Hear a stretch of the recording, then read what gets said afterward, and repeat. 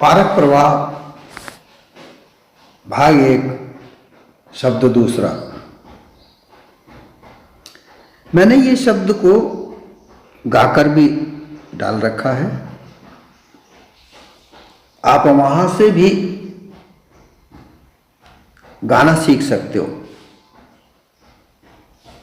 मैं गाकर इसलिए मैंने डाला है आइडिया के लिए, ताकि आप उसको अपने अच्छी आवाज में गा सको।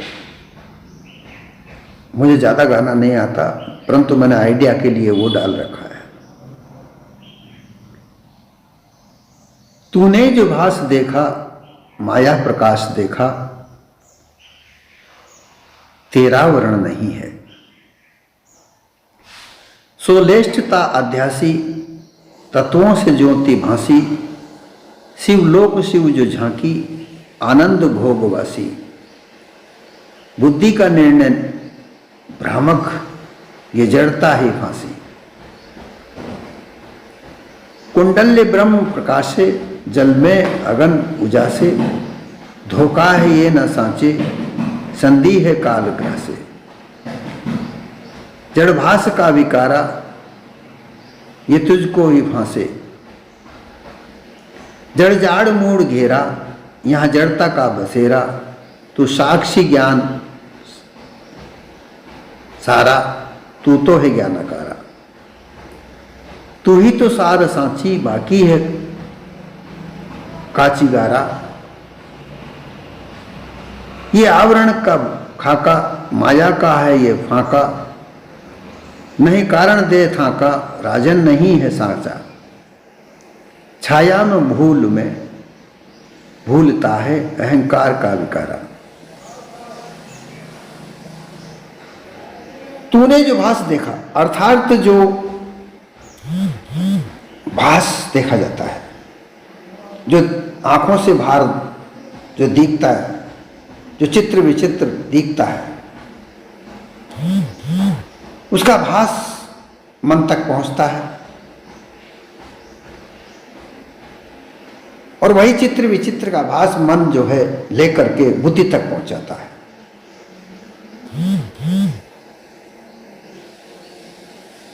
बुद्धि उसका निर्णय लेकर के चित्त तक पहुंचता है और चित्त का चिदाभास बनता है और वही चिदाभास इस चेतन स्वरूप जीव का अध्यास बनता है। परंतु ये जीव का वर्ण नहीं होता, ये एक जड़ का ही भास होता है। जड़ पदार्थों का बाहर जो भी कुछ दिखता है जड़ पदार्थों का रूप स्वरूप है, तुम्हारा स्वरूप नहीं है। लोग ध्यान लगाने की बात करते हैं, जो अंतःकरण के अंदर जो ध्यान लगाया जाता है, वहां भी विभिन्न प्रकार का प्रकाश जो दिखता है, उस प्रकाश को ही तरह तरह का परमात्मा स्वरूप मानते हैं, ईश्वर स्वरूप मानते हैं और उसमें अपने आप को लीन मानते हैं। ये सब माया है, क्योंकि जो तत्वों की 5 तत्वों से जो बनी हुई छाया है वही माया है।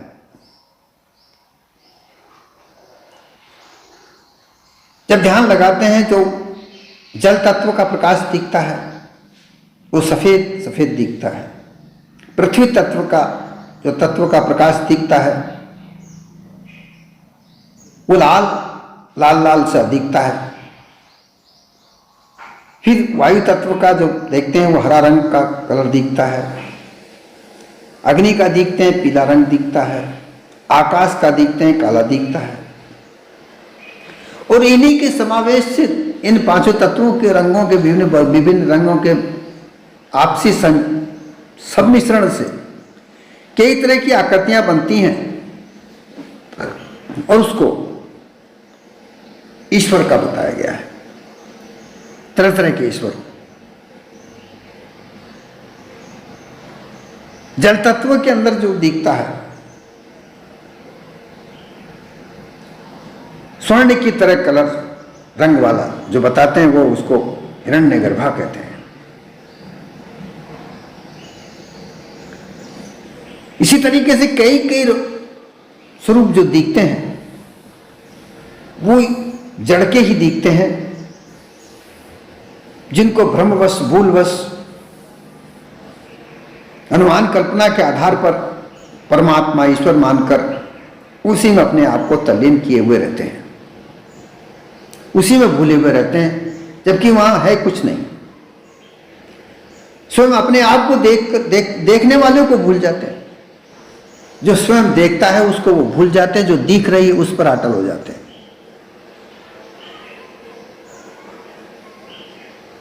जैसे कर्मकांड में कर्ता, कर्म और कार्य, ये तीन चीज बनती हैं। लेकिन कर्म में उलझ जाते हैं, तीर्थ व्रत स्नान ध्यान होम यज्ञ तपन तर्पण, इनमें उलझकर उनको महत्वपूर्ण मानते हैं, और जो करने वाला है उसे कोई नहीं, जबकि करने वाला जो कुछ है, जो सब करने वाला है।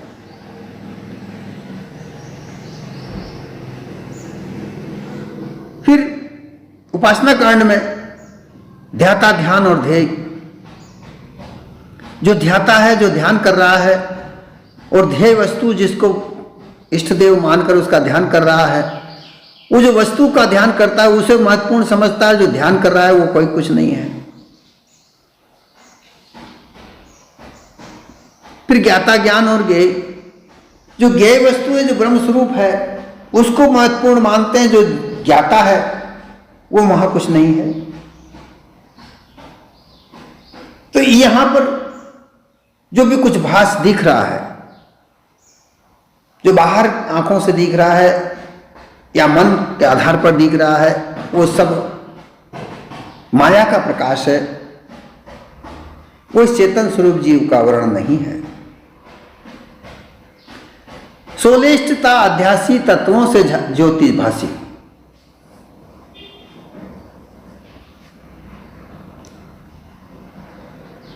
इसे जीव की भूमिकाएं बनती हैं। जैसे छिपरा भूमिका, यहां पर मानव कर्म को छिपा करके अनुमान कल्पना के आधार पर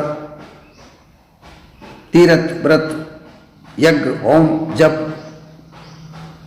दान स्नान, ये कर्म बता करके उसको अपनी जो मानव देह की योनि में जो मानव कर्म है, मानव, उनको छिपा दिया जाता है। और ये अनुमान कल्पना के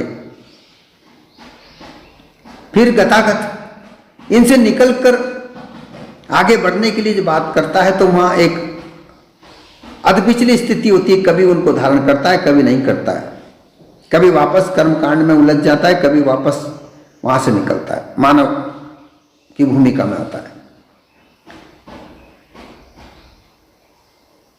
फिर सोलेष्टता भूमिका में आकर के ध्यान भूमिका लगाता है। जब ध्यान करता है तो वही जो मैंने कहा, वो तत्वों की ज्योति दिखती है।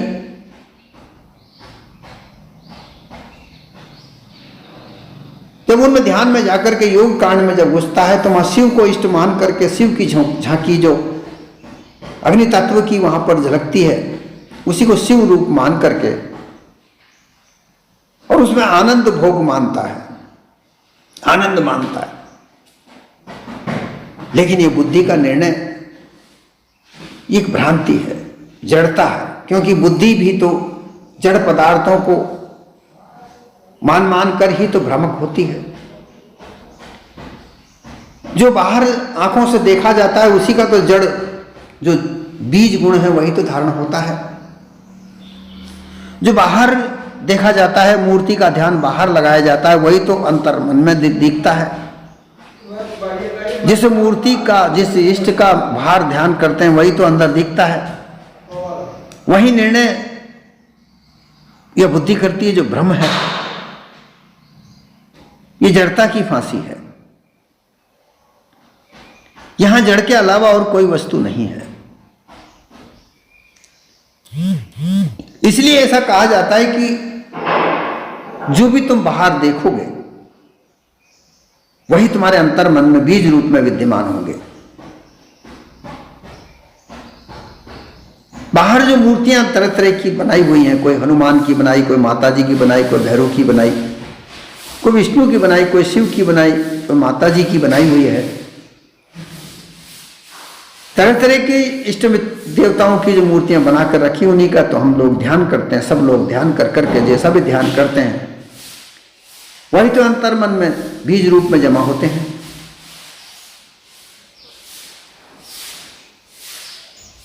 और वही सब बुद्धि का निर्णय बनता है,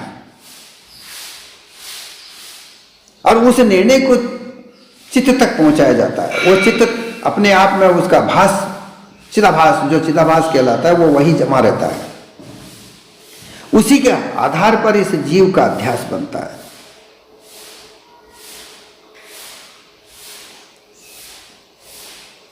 और उस अध्यास को लेकर ही यह जीव अपने आप को जन्मना, मरना, भूखा प्यासा, लाभ सुख दुख, ये सब की अध्यास उसमें लगे हुए होते हैं।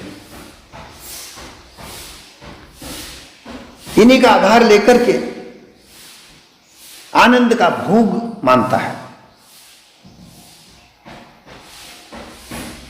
दर्शन का आनंद मानता है। ये दर्शन के जो आनंद है उसी का भोग करता है।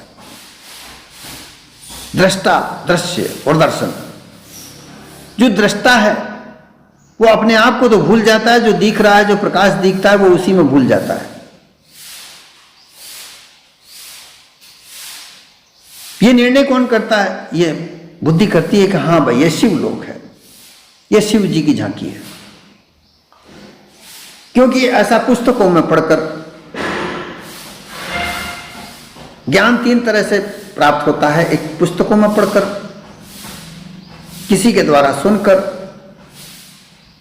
और देखभाल कर। वही बुद्धि में मन के द्वारा भास बुद्धि तक पहुंचता है, बुद्धि का निर्णय बनता है। क्योंकि बुद्धि को भी तो वही मिला जो बाहर से मिला, किताबों से पढ़कर, किसी से सुनकर, परोक्ष ज्ञान, और उसी का आधार लेकर वहां पर जो निर्णय बना, वही निर्णय चित्त में जमा है बीज रूप में। और वही बीज रूप में जो है उसका अध्यास जीव को बनता है। जो बुद्धि का निर्णय सत्य यथार्थ के आधार पर नहीं है, वो काल और संधि और झाई के आधार पर बनता है।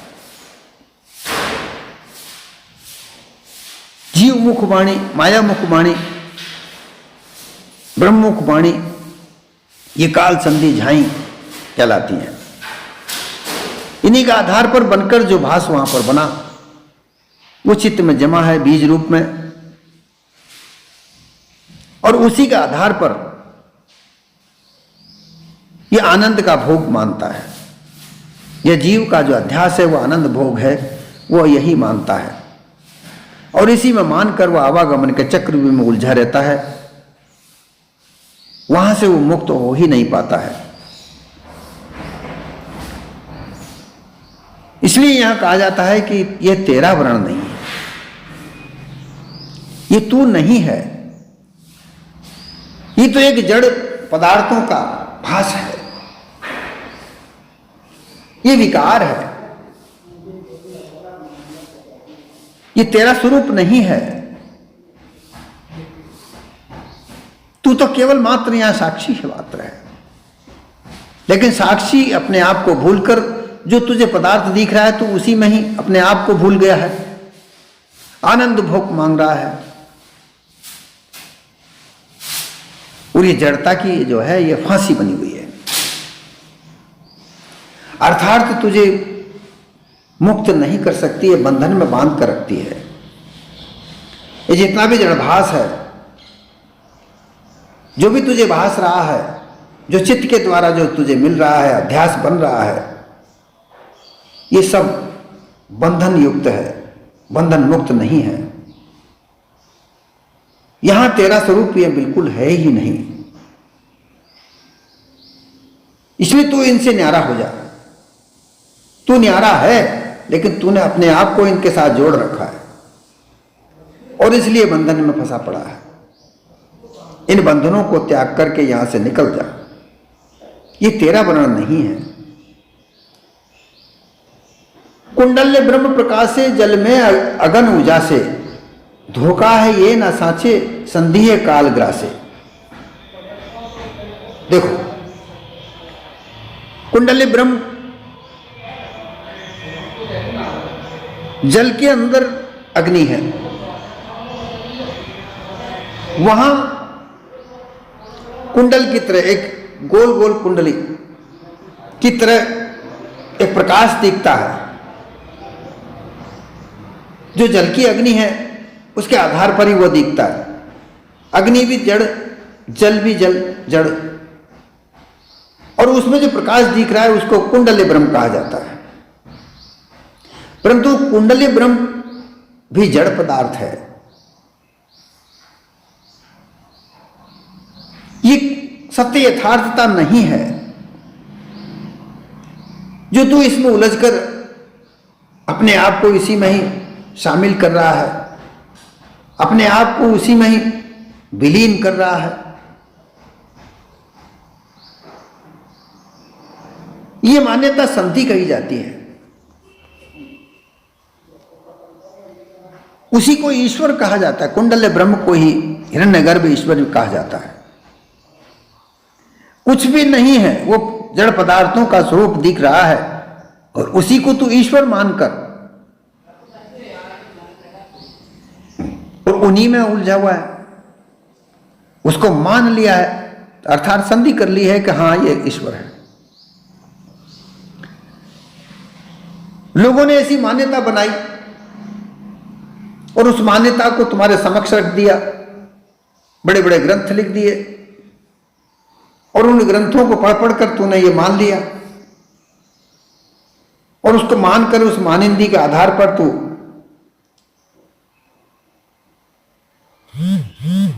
इस बुद्धि के भ्रामक निर्णय को, चित्त के भास को अपना अध्यास बना रहा है। ये संधि तुझे मुक्त नहीं कर सकती, यहां काल ग्रास जाता है। काल ग्रासे अर्थात समय के रहते तू मुक्त नहीं हो सकता। समय का रहते क्या मतलब? तुम्हारा देह जब तक है, देह रहने का भी समय है, यही काल है। जब तक तेरी देह है तब तक तू यहां से मुक्त नहीं हो सकता। अगर ऐसी मान्यता रहता है तो, ऐसी मान्यता में तू अगर बंधा पड़ा रहता है तो तू यहां से मुक्त कभी नहीं हो सकता।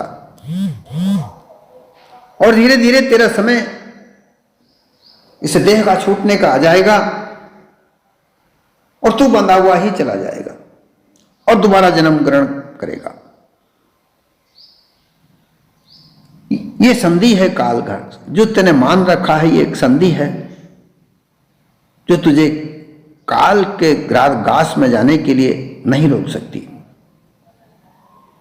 ये सब जड़ बहस का विकार है। इसमें सत्य यथार्थ कहीं कुछ नहीं है, क्योंकि इनमें देखने वाला जन और इनको मानने वाला तो तू है। इसको मान कौन रहा है? अगर मनवाने वाला कोई है, तुझे समझा रहा है, सिखा रहा है, वो भी तो एक चेतन स्वरूप जीव है और तू भी चेतन स्वरूप जीव है। वो भटका हुआ जीव है, वो तुझे भटका रहा है, परंतु यहां इसमें कुछ सत्य यथार्थता नहीं है। सत्य यथार्थ तो तू है, जो तू इनको मान रहा है और तू उनमें उलझा रहा है, क्योंकि ये भास तुझे फंसा रहा है। ये जो जड़ का भास तुझे दिख रहा है और इसको तू मान्यता मान करके और इसमें संधि करके कोई ईश्वर है ऐसा मानकर, और तू इनमें उलझा हुआ बंधा हुआ पड़ा है। इसमें कोई तुझे दूसरा नहीं बांध रहा, तू अपने आप बंध रहा है, परंतु तू ये नहीं है। तू इनसे अलग है, तेरा स्वरूप तो इनसे भिन्न है। इनको तू अपने आप को मानना बंद कर दे, छोड़ दे, त्याग दे। तेरा स्वरूप तो इनसे अलग भिन्न है। ये तेरा जड़ भास है जो तुझे बांध कर रखता है, मुक्त तो कभी नहीं होने देता। इनको त्याग दे, अलग हो जा। तेरा स्वरूप तो चेतन स्वरूप है, जागृत स्वरूप है, ज्ञानाकार स्वरूप है। जड़ जाड़ मूड घेरा, यहां जड़ता का पसेरा। जड़ अर्थात जड़ पदार्थ, जाड़ अर्थात अध्यास, मूड अर्थात मूढ़ता। ज्ञान विज्ञान तक पहुंचते पहुंचते ये चेतन स्वरूप अपने आप को मूक अवस्था, जड़ अवस्था तक प्राप्त कर देता है। जड़ अवस्था को प्राप्त हुए, जड़त्व को प्राप्त कर लेता, मूड जैसी अवस्था बन जाती है। जागृत से कहां पहुंच गया तू? जागृत अज्ञान अवस्था, ज्ञानवश भी जागृत रहे, अज्ञान के बस तू बाहर संसार को देखता है, उसको सच मानकर, अपना मानकर उसमें बंधा पड़ा रहता है। जो बाहर दिखते हैं, सुंदर स्त्री, तेरा परिवार, तेरा पुत्र, धन धान्य, मान सम्मान, ये तुझे बाहर दिखते हैं, उसमें अज्ञान के वश होकर तू उनमें बंधा हुआ होता है कि ये सब मेरे हैं। स्त्री तेरी है, तेरे साथ उसका विवाह हुआ है तो तेरा है ही, कौन मना करता है कि तेरी नहीं है? पुत्र तेरा है, तू उसका पिता है, कौन मना करेगा कि तेरा ये पुत्र नहीं है? धन तूने कमाया है, तेरा धन है, कौन मना करेगा कि तेरा धन नहीं है? संपत्ति तेने इकट्ठी की है, तेने एकत्रित की है, इसे कौन मना करेगा कि तेरा नहीं है? परंतु फिर भी तू इसको अपना अपना अपना अपना कह करके और इसमें बंधा पड़ा है। मोह की माया के साथ में तो इसमें बंधा पड़ा रहता है, इनसे छूटता नहीं है। तो ये जो ऐसी स्थिति से फिर तो स्वप्न अवस्था में आता है, वहां भी तू कोई ईश्वर परमात्मा है, उसको ऐसा मान करके अपने से अलग होकर के कोई ईश्वर है, उसकी आराधना प्रार्थना में लगा रहता है, वो मेरा भला करेगा, वो मेरा कल्याण करेगा। फिर तू तुरिया पद तक पहुंचता है, तुरिया पद से आगे जब पहुंचता है तो तू जो अज्ञान की जड़ अवस्था थी, वहां ज्ञान विज्ञान को प्राप्त करने के बाद में भी जड़ बन जाता है। तो ये जाड़ जूड़ का जाड़ मूड का घेरा, ये सारा जड़ता ही जड़ता है, तेरे अलावा सारी जड़ता है। तू चेतन स्वरूप जीव इनसे भिन्न है, और जो तुझसे जो भिन्न है, जो भी कुछ दिख रही है, वो जड़ता है। तू साक्षी इनका सारा, तू इनका साक्षी मात्र है, और तुझे जो दिख रहा है वो साक्ष्य है।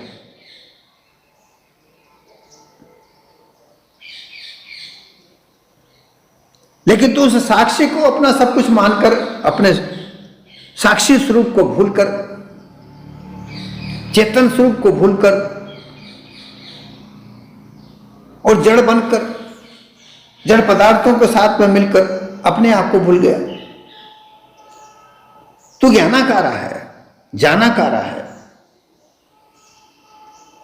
तू सबका जनैया है, लेकिन ऐसी स्थिति में फंसकर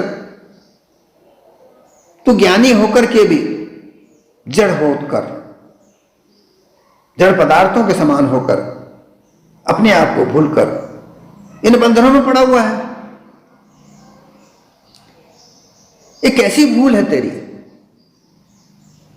कि अपने निज स्वरूप को भूलकर, अपने ज्ञान स्वरूप को भूलकर तो इन जड़ पदार्थों के साथ में अपने आप को मानकर, अपना मानकर इनके साथ बंधा पड़ा है। तू सार सांची, जो सार है अर्थात जो कभी नहीं मिटती, अटल अचल अविनाशी एक रस जो तेरा स्वरूप है, वो कभी नहीं मिटता। तू सच है, सार है, बाकी एक काचीगारा जो मिट जाए, परिवर्तन हो जाए, वो तू नहीं है। ये सब जड़ पदार्थों का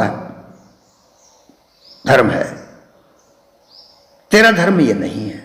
इन पदार्थों, जड़ पदार्थों के साथ मिलकर तू अपने आप को भी ऐसा ही मानने लगता है। ये तेरी महाभूल है, इस भूल को निकाल दे। ये भूल तेरा वर्ण नहीं है, ये भूल तेरा वर्ण नहीं है। ये आवरण का खाका, ये विभिन्न प्रकार का आवरण जो तेने बना रखा है, स्थूल देह, ये पंच तत्व का जो शरीर है, इसमें तू निवास करता है, ये तुझसे है, इनसे तू नहीं है। अगर तू इस देह में, पांच तत्व की जो देह है, इसमें तू अगर नहीं रहता है तो ये देह मृतक हो जाती है, ये देह मृतक हो जाती है। तो तुझसे ये पांच तत्व हैं और इनसे पांच तत्वों से शरीर बनता है, ये सब तुझसे है। अगर तू नहीं है तो ये कुछ नहीं है। परंतु तू इनको मान करके, इनके साथ में रह करके अपने आप को भूल गया है। ये तो सब माया का फाका है। माया का फाका, फाका अर्थात झूठ, मिथ्या, मायावी मान्यताएं पांच तत्वों के आधार पर जो बनी हुई संसार में, जिनमें तुझे बांधा जाता है और तू बंधा हुआ है, ये तू नहीं है।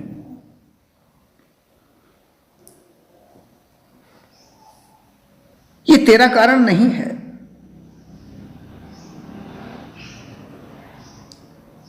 ये आवरण में जो तुझे पांच आवरणों में बांध रखा है, स्थूल, सूक्ष्म, कारण, महाकारण, केवल्य, इन देहों में जो तुझे मान्यताओं के आधार पर बांध रखा है, ये आवरण तेरा नहीं है। इनमें सब में तू है। पांच तत्वों का स्थूल देह,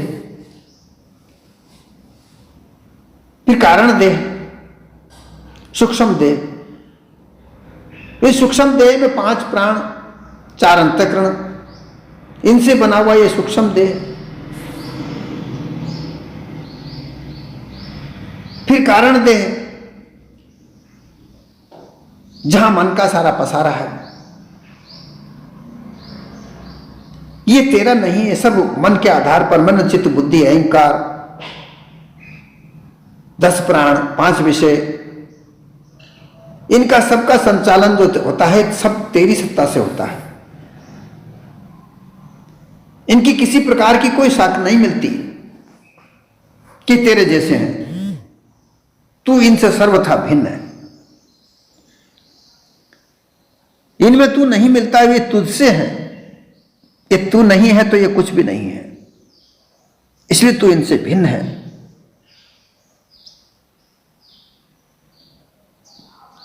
ये सब माया की छाया है जो तुझसे बनी हुई है, और तू इस छाया में उलझकर, इस छाया को देखकर अपना सर्वस्व इसमें भूल गया है।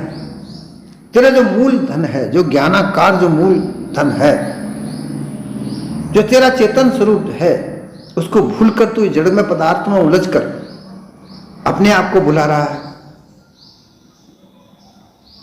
ये सब अहंकार का विकार है, क्योंकि अहंकार से ही तू अपने आप को जड़ पदार्थ मानता है।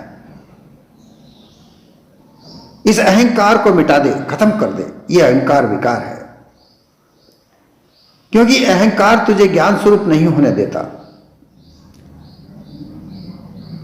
अहंकार से ही तो बंधा हुआ है। अहंकार से ही मोह पैदा होता है, और मोह का नाश होना ही मोक्ष कहलाता है। अहंकार और अविद्या, इसी से अज्ञान का जन्म होता है। तू ये अहंकार को समाप्त करेगा, अविद्या मिटेगी, विद्या का जागरण होगा, और तेरे निज स्वरूप तक अग्रसर होने के लिए तुझे ज्ञान प्राप्त होगा। उस ज्ञान से जब विवेक जागृत होगा, वैराग जागृत होगा, बोध भाव जागृत होगा, गुरु भक्ति में तू तल्लीन होगा, तो तू अपने निज पद को, निज स्वरूप को प्राप्त कर लेगा। यही तेरा पद है।